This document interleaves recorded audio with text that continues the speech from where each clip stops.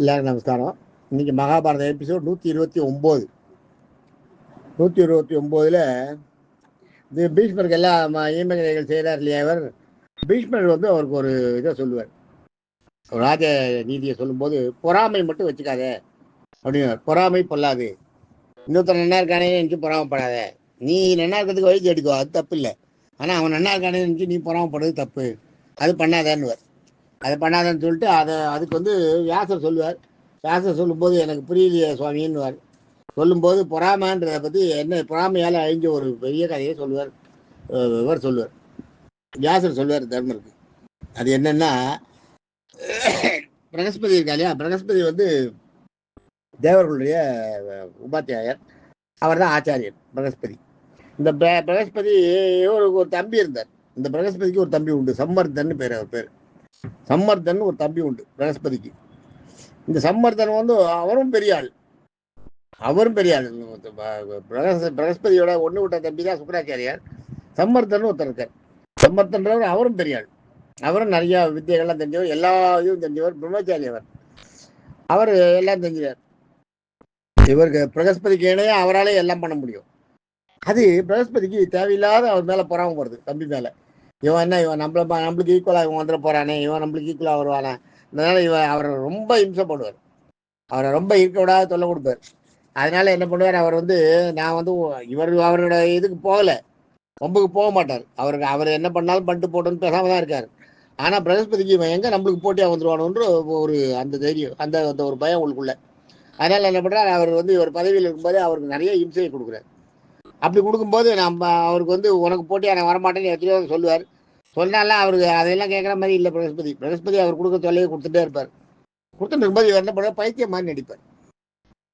இந்த சம்மர்தன் பைத்தியம் மாதிரி நடிச்சுட்டு அவருக்கு நடுவில் மெதுவாக அப்படி காலம் தள்ளி நிற்பார். இது இந்த மாதிரி இருக்கும். இந்த மாதிரி நேரத்தில் அவருக்கு சம்மர்தன் அப்படியே போறார்.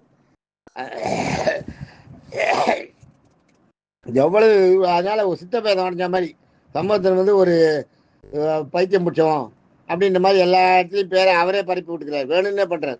வேணும்னே அது மாதிரி ஒரு பேரை பரப்பி விட்டு மெதுவாக அப்படியே காலத்தை தள்ளிட்டு இருக்காரு.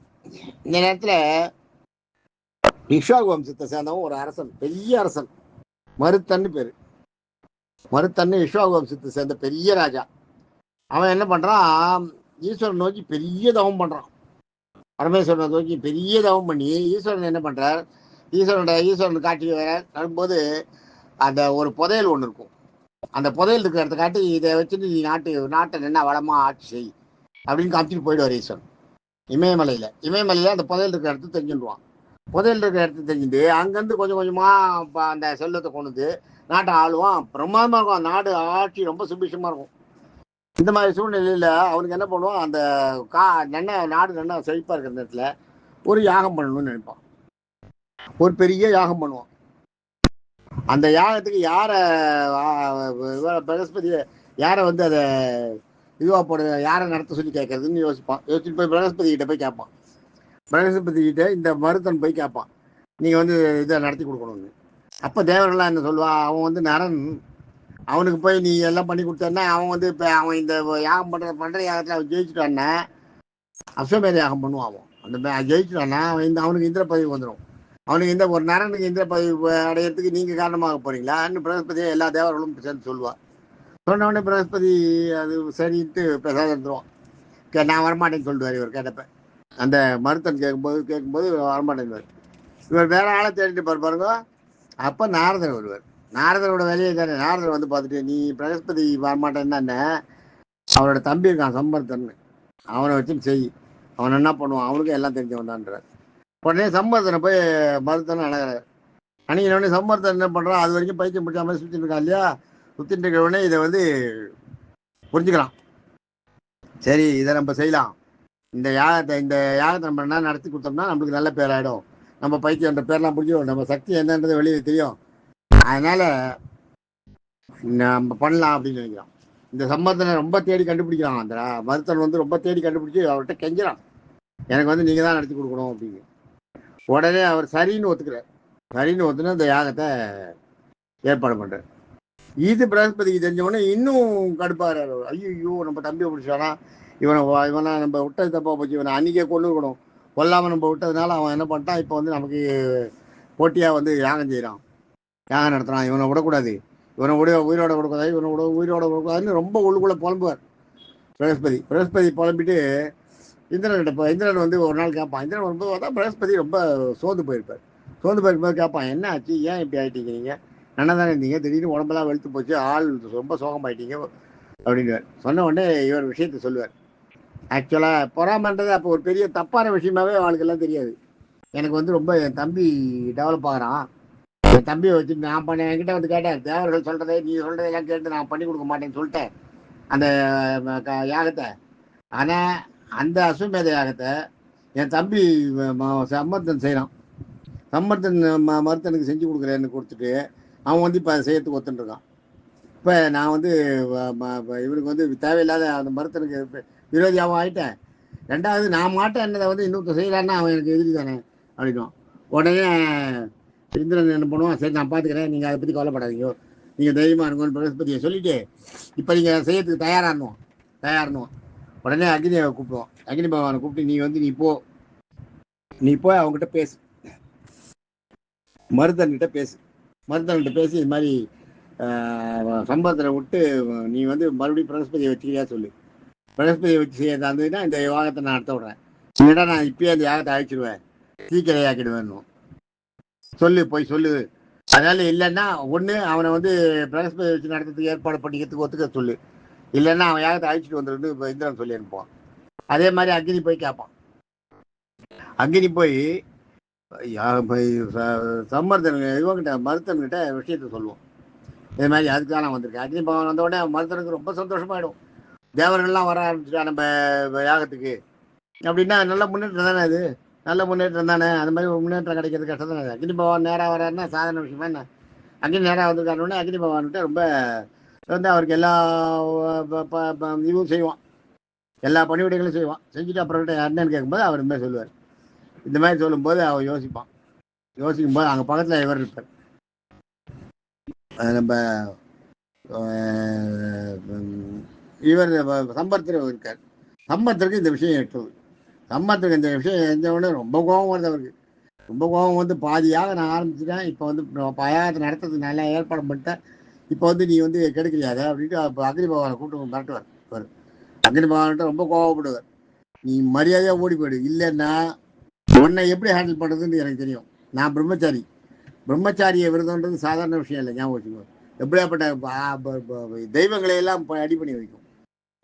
பிரம்மா விஷ்ணு ஈஸ்வரன்லாம் வந்து பிரம்மச்சாரிய விரதம் அவன் கரெக்டாக மனசால கெடாத ஒரு பிரம்மச்சாரியா இருந்தான்னா அதுதான் முக்கியம். யாரோ ஒரு பொண்ணு போறான்னா அவளை பார்த்து ஐயோ இவ்வளோ அழகா இருக்காளேன்னு நினச்சிட்டா போச்சு, அவனோட பிரம்மச்சாரிய விரதம் அடிபட்டு போயிடும். அதை கூட நினைக்கக்கூடாது. யாரோ ஒரு பொண்ணு போறாளே அவள் பாவம், அவளுக்கு ஏதாவது நம்மளால உதவி பண்ண முடியுமான்னு நினச்சிட்டு போயிட்டு இருக்கும்போது அவளோட அழகை கண்டு மயங்கக்கூடாது, அந்த மாதிரி இருந்திருக்கணும். அது மனசால கூட கெடாத இவர் இருந்திருக்கார், சம்பர்த்தன் இருந்திருக்கார். அதனால மனசால கூட கெடாத என்னுடைய பிரம்மச்சாரிய விரதத்துக்கிட்ட வந்து நீ வந்து போட்டி போடுறியா, நான் நினச்சேன்னா என்ன பண்ணுவேன் தெரியுமா, உன்னை ஒன்றும் இல்லாத ஒன்றை சுட்டுருவேன், நீ அக்னி பகவான் நீ எல்லாரையும் சுடுவேன், ஆனால் நான் ஒன்றை சுட்டுருவேன், ஒன்றை கொளுத்திடுவேன், நீ எல்லாரையும் கொளுத்துறது போக நான் ஒன்றை கொளுத்திடுவேன், ஞாபகம் வச்சுக்கோ, மரியாதையாக ஓடி போயிடும், இங்கேருந்து ஓடியே போயிடும், அதுதான் உனக்கு நல்லதுன்னு வெட்டி விடுவோம். அக்னி பகவான் ஐயோ என்ன அவருக்கு தெரியும், அக்னிக்கு தெரியும் பிரம்மச்சாரிய விரதம் என்னன்றது, போயிடுவார். அங்கேருந்து இங்கேருந்து இழுத்து கட்டிட்டு மெதுவாக ஓடி போயிடுவார். ஓடி போய் இந்திரன்கிட்ட சொல்லுவார். இந்திரன்கிட்ட சொன்னோன்னே இந்திரன் வந்து நீ உண்மையாக போடியா, நீ என்ன இல்லாதெல்லாம் கதையெல்லாம் விடுறான்னு. உடனே இந்திரன் அக்னி பகவான் கோபம் வந்துடும், நீ என்ன நீ இப்படிலாம் பேசுகிற அப்படின்னு இந்திரன்கிட்ட சொல்லிட்டு, நீ எத்தனை தரம் இந்த பிரம்மச்சாரிய விரதத்துக்காக நீ எவ்வளோவெல்லாம் இது பண்ணியிருக்க, நீ எவ்வளோவெல்லாம் திரும்பலாம் பண்ணியிருக்க, எனக்கு தெரியாது அதெல்லாம், நீ எத்தனை தரம் யார் பேச்சையெல்லாம் கேட்டு நீ எல்லாம் எவ்வளோ அடாத காரியங்கள்லாம் பண்ணியிருக்க, நான் சொல்கிறத நீ கேட்க மாட்டேங்கிற, உனக்கு ரொம்ப தெரிஞ்ச மாதிரி சொல்கிறேன், இது மாதிரிலாம் பேசாத, நான் வந்து நீ நான் வந்து உனக்கு சொல்கிறேன்னா நீ அதை வந்து நான் சொல்கிறது என்னன்றது நீ புரிஞ்சுக்கணும் அப்படின்னு திட்டுவான். இந்த இந்திரனை திட்டுவான் அக்னி வந்து இந்திரனை நீ பண்ண உன்னோட பற்றி தெரியாதா, நீ என்ன மாதிரி ஆள், நீ வந்து இது மாதிரி சொல்கிற, நான் போய் அவன்கிட்ட சொன்னால் அவன் உண்மையாகவே அவனோட அந்த பிரம்மச்சாரிய விரதத்தை வந்து அந்த அக்னியை என் மேலே விட்டானா நான் செத்து போயிடுவேன், அக்னி இல்லாத நீ என்ன பண்ணுவேன், உலகத்தில் வாழ முடியுமோ, அதனால் அக்னியை கெட்டு செத்து போயிடுவோம். ஞாபகம் வச்சுக்கோ. அதுக்கெல்லாம் வழி பண்ண முடியாது. நீ அதெல்லாம் முடியாதுன்றது எனக்கு தெரிஞ்சு போச்சு. அதனால தான் வந்து சொல்லணும். அவனே சரி சேர்த்துப்பா நீ ஓடி போன்ட்டு அவனை அரட்டி விட்டு அடுத்தது ஒரு கந்தர்வனை கூப்பிடுறான். ஒரு கந்தர்வனை கூப்பிட்டு நீ போய் சொல்லு, நீ போய் அந்த சம்பர்தன்கிட்ட சொல்லு, மருதன்கிட்ட சொல்லு, சம்பர்தனை விட்டுரு, மருதன்கிட்ட போய் சொல்லு, நீ வந்து ஒழுங்கா பிரகஸ்பதியை ஒண்டி யாகத்தை செய்ய போறியா இல்லை இந்திரனோட கோபத்துக்கு ஆளாக போறியா? இந்திரன் கோவப்பட்டான்னா உன்னோட யாகத்தையெல்லாம் ஒரே கணத்தில் அழிச்சு போயிடுவான். மரியாதை சம்பரத்தை வெட்டி விட்டு பிரகஸ்பதியை கொண்டு வச்சு இந்த யாகத்தை செய், இல்லாட்டா யாகத்தை நிறுத்து, ஏதாவது ஒன்று பண்ணுன்னு போய் சொல்லு அவங்ககிட்டன்னுவாங்க கந்தர்வன்கிட்ட. கந்தர்வன் வந்து சொல்லுவான், இதை பரதன்கிட்ட சொல்லுவான், இது மாதிரி இந்திரனோட தூதனா நான் வந்திருக்கேன், இது மாதிரி நடந்துக்கணுன்னே அவன் மருதனுக்கு ரொம்ப தர்ம சங்கடமாக என்ன பண்ணுறதுன்னு புரியாது. அந்த சூழலில் அவன் என்ன பண்ணுவான், நான் வந்து மித்திரபேதம் பண்ண மாட்டேன், எனக்கு நண்பனாக வந்து தான் அவர் இது பண்ணார், ஆபத்தான காலத்தில் என்னால் யாரை வச்சு நடத்துன்னு நான் தேடி இருந்தப்ப நான் நடத்தி தரேன்னு சொல்லி வந்தார். அவருக்கு எத்தனையோ ஆபத்துகள்லாம் வரும்னு தெரிஞ்சுதான் வந்தார். அப்படி வந்தவரை வந்து இப்போ நான் எனக்கு ஆபத்து வந்துருச்சுன்றதுக்காக நான் அவரை விட்டு அவரை வெளியில் போன அனுப்புறது நியாயம் இல்லை. அதை நான் பண்ண மாட்டேன்.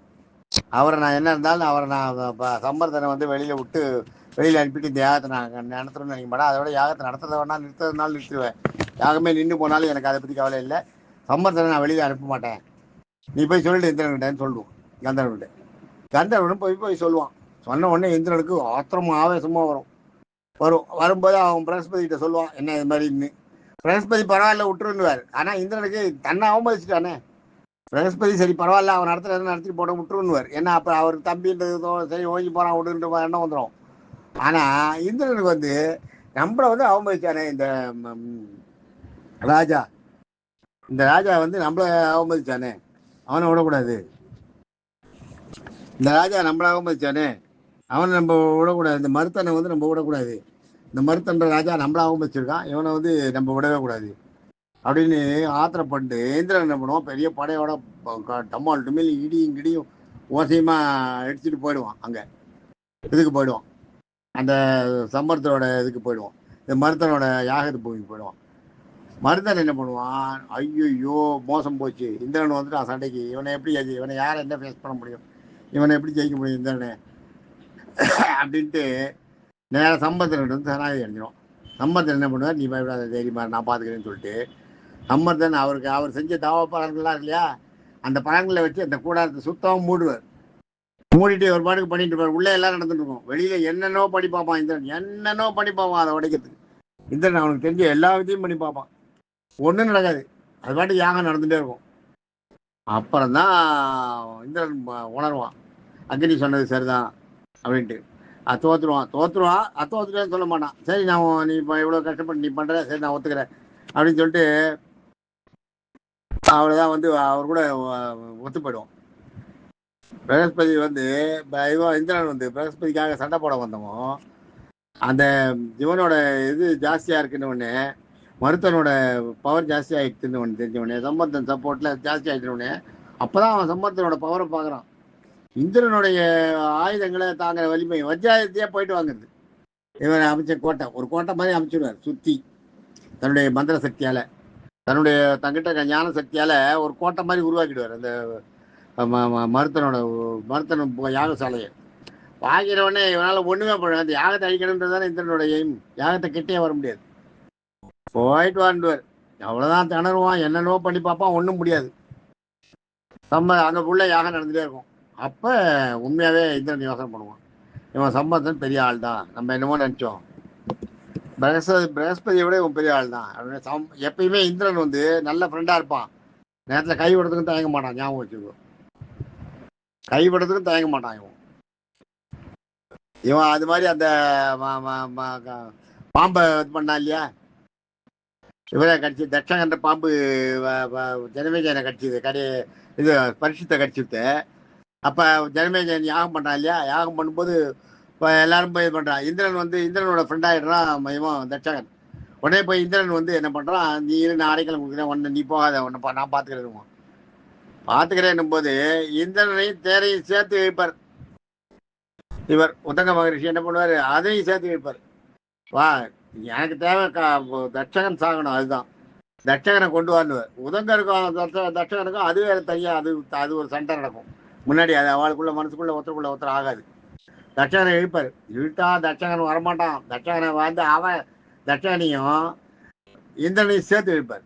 இழுக்கும்போது என்ன பண்ணுவான், நம்ம அவனுக்கு துணை இருந்தமே அவனை காப்பாற்றுவே நினைக்க மாட்டான் இந்திரன். தட்சகனை தள்ளி விட்டுவான். நீ போ, ஐயோ என்னால் முடியாதுப்பா, எனக்கு உனக்கு சப்போர்ட் பண்ண முடியாதுப்பா. அது மாதிரி இந்திரன் வந்து சமயத்தில் அதாவது கூடாத நட்புக்கு வந்து இந்திரன் ஒரு உதாரணம் ஞாபகம் வச்சுக்கணும். நல்ல நட்பு கிடையாது இந்திரன், காரியத்துக்காக நடந்த நட்பு. இப்பயும் நம்ம பார்க்குறோம் இல்லையா, நிறைய பேர் நண்பர்கள் வந்து காரியத்துக்காக நம்ம வந்து நட்பு பாராட்டுறா பாருங்க. அந்த மாதிரி நட்பு தான் வந்து அவனுக்கு காரிய ஆகிறதுக்காக தான் நட்பு பாராட்டுவார். ஒழிய உண்மையான நட்புன்றது இந்திரன் கிட்ட கிடையாது. இந்திரன் வந்து சமயம் வரும்போது காலை வாரி விட்டுருவான், கவுத்து விட்டுருவான். அவனால் சப்போர்ட் பண்ண முடியலன்ற ஒரு சூழ்நிலை வந்ததுன்னா கவுத்து விட்டு போயிட்டே இருப்பான். அதே தான் பண்ணிடுறான் இவளை. அதே தான் இவரை வந்து கவுத்து விட்டு தட்சகனை கவுத்து விட்டு யாகத்திக்கு போகிற மாதிரி பண்ணிடுறான். அப்போ தான் ஆஸ்திகர் வந்து அந்த தட்சகன் வந்து போகிற நேரத்தில் தடுத்து நிறுத்திடுறாரு. யாகத்தை நிறுத்தி அவருக்கு உயிர் பிச்சை கொடுத்துறாரு. எல்லாரும் மைதி பாம்பெல்லாம் உழைச்சி போகிறது யாகத்தை நிறுத்துறாரு இல்லையா ஆஸ்திகர். அந்த இது அந்த மாதிரி அதே மாதிரி அப்போ ஒரு தான் ஆச்சா. இப்போ என்ன பண்ணுவான், இந்த மாதிரி ஆன உடனே பிரகஸ்பதியை கை விட்ருவான் இந்திரன்.